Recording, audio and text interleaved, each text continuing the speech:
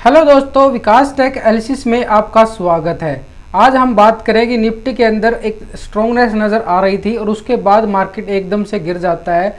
ऐसी क्या न्यूज़ आती है जो कि मार्केट एकदम से गिर जाता है?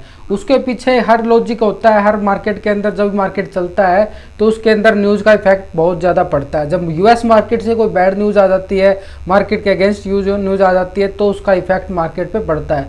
और उसी वजह से हमें जो है मार्केट के अंदर यहाँ पे प्रॉफिट बुकिंग कह सकते हो या एकदम से गिरावट बोल सकते हो। ये जो गिरावट आई है ये मार्केट के अंदर इसी वजह से आई है। वो न्यूज़ क्या है वो मैं न्यूज़ आपको बता देता हूँ।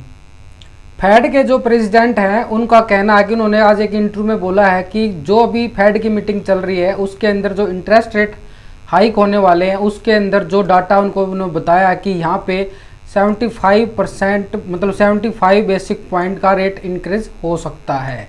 ये सबसे बड़ी न्यूज़ लगी मार्केट को और इसके अंदर ही हमें देखने को मिला कि आज मार्केट के अंदर एकदम से गिरावट देखने को मिली। अब क्या मार्केट और भी ज़्यादा गिरेगा? ये देखने वाली चौंकाने वाली बात यह है कि मार्केट जैसे स्ट्रॉन्गनेस नज़र आ रहा था कि वापस रिवर्स का मूड दिखा था, लेकिन मार्केट ने एकदम से बिकवाली हावी होती है। और वो क्यों होती है आपको न्यूज़ मैंने बता दी है।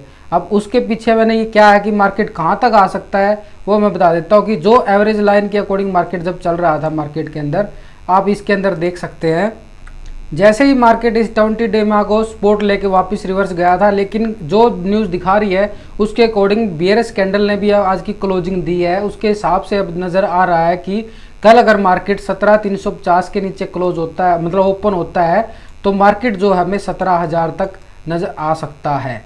तो ये थी न्यूज़ इसके अंदर कि मार्केट क्यों गिरा। अगर आपको वीडियो अच्छी लगे तो लाइक शेयर कर लेना, चैनल को सब्सक्राइब करना, क्योंकि मैं आपको डेली जानकारी देता रहता हूँ मार्केट के अकॉर्डिंग।